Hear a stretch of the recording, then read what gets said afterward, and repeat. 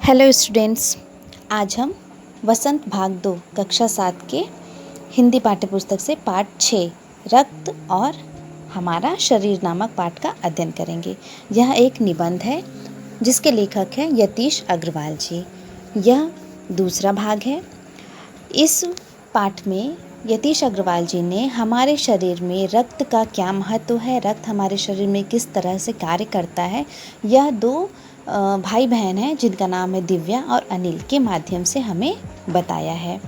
अनिल की छोटी बहन है दिव्या, जो कि बहुत ही शारीरिक रूप से कमज़ोर हो गई है। उसे कोई भी काम करने में उसका मन नहीं लगता है और वह बहुत ही थकान का अनुभव करती है, जिसके बाद उसे डॉक्टर को दिखाने के लिए कहा जाता है। तो वो डॉक्टर के पास लेकर के अपनी बहन को जाता है, जहाँ पर पता चलता है कि उसे एनीमिया रोग है।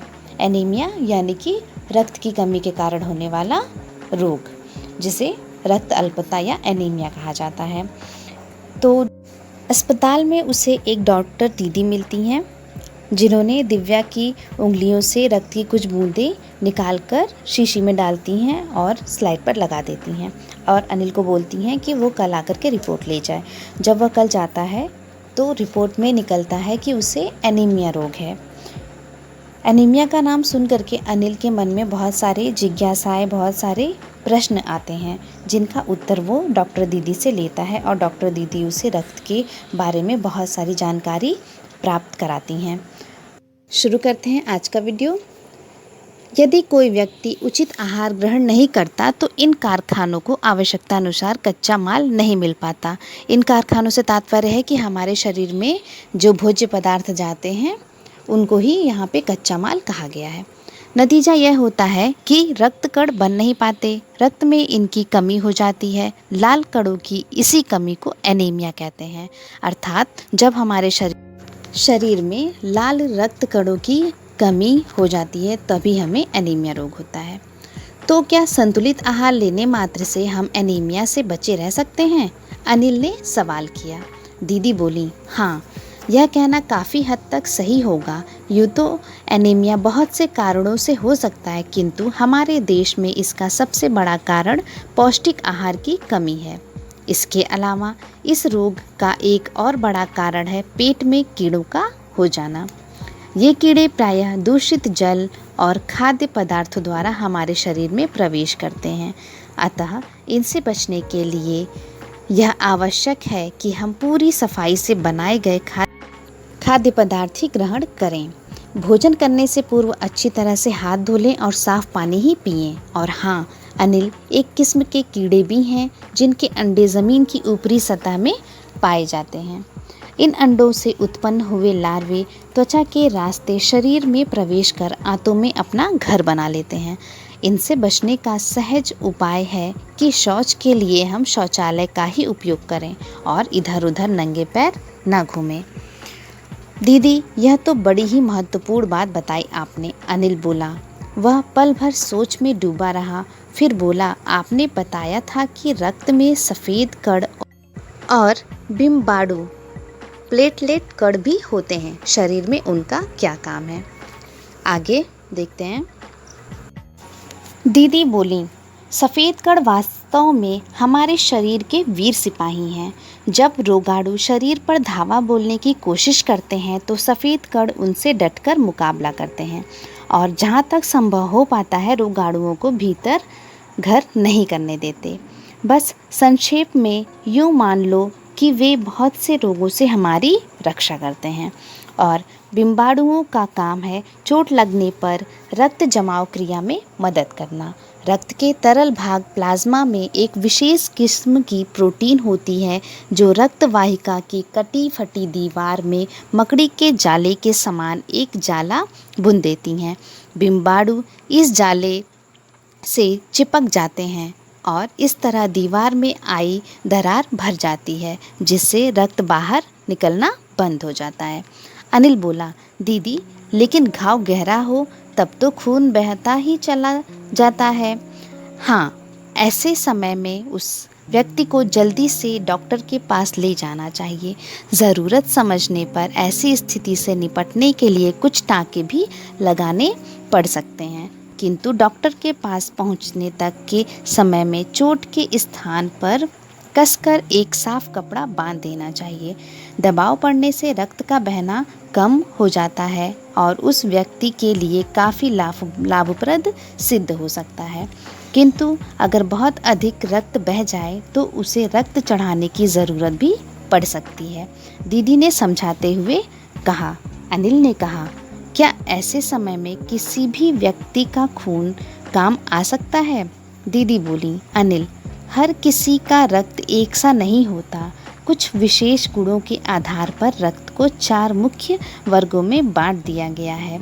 ज़रूरतमंद व्यक्ति के रक्त समूह की जांच करने के बाद उसे उसी रक्त समूह का रक्त चढ़ाया जाता है, लेकिन ज़रूरत के समय यदि उस रक्त समूह का कोई व्यक्ति मिले ही नहीं, तब अनिल ने पूछा। इस अंश में डॉक्टर दीदी ने बताया कि जो सफ़ेद रक्त कण और बिम्बाणु हैं, जिन्हें कि प्लेटलेट्स कहते हैं, ये हमारे शरीर के वीर सिपाही हैं जो हमारी कई रोगों से रक्षा करते हैं। यह रक्त जमने की प्रक्रिया में भी मदद करते हैं। प्लाज्मा में पाई जाने वाली विशेष तरह की प्रोटीन एक जाली बनाती है जिससे ये चिपक जाते हैं और रक्त का बहना रोक देते हैं। आगे देखते हैं। ऐसी आपात स्थिति के लिए ही ब्लड बैंक बनाए गए हैं। प्रायः हर बड़े अस्पताल में इस तरह के बैंक होते हैं जहां सभी प्रकार के रक्त समूहों का रक्त तैयार रखा जाता है, किंतु इन ब्लड बैंकों में रक्त का भंडार सुरक्षित रहे, इसके लिए यह आवश्यक है कि हम समय समय पर रक्तदान करते रहें। दीदी ने कहा, क्या मैं भी रक्तदान कर सकता हूँ? अनिल ने पूछा। नहीं, अभी तुम छोटे हो। 18 वर्ष से अधिक उम्र के व्यक्ति ही रक्तदान कर सकते हैं। एक समय में उनसे लगभग 300 मिलीलीटर रक्त ही लिया जाता है। प्रायः यह समझा जाता है कि रक्तदान करने से कमज़ोरी हो जाएगी, किंतु यह विचार बिल्कुल निराधार है। हमारा शरीर इतना रक्त तो कुछ ही दिनों में बना लेता है। वैसे भी शरीर में लगभग 5 लीटर खून होता है। इसमें से यदि कुछ रक्त किसी ज़रूरतमंद व्यक्ति के लिए जीवन दान बन जाए तो इससे बड़ी बात क्या होगी? दीदी समझाते हुए बोली, फिर तो बड़ा होने पर मैं नियमित रूप से रक्तदान किया करूँगा। अनिल ने कहा। शाबाश अनिल, डॉक्टर दीदी ने अनिल की पीठ ठोकते हुए कहा। इस अंश में जो है डॉक्टर दीदी ने सफ़ेद रक्त कण और बिम्बाणु, ब्लड बैंक के और रक्तदान के बारे में बताया है कि हर बड़े अस्पताल में ब्लड बैंक होते हैं जहाँ पे सभी समूहों के रक्त सुरक्षित होते हैं, यानी कि जो भी हमारा ब्लड ग्रुप होता है उस सभी ब्लड ग्रुप्स के जो ब्लड हैं वो वहाँ पे स्टोर करके रखे जाते हैं। ब्लड बैंकों में रक्त का भंडार बनाए रखने के लिए हमें समय समय पर रक्तदान करना चाहिए।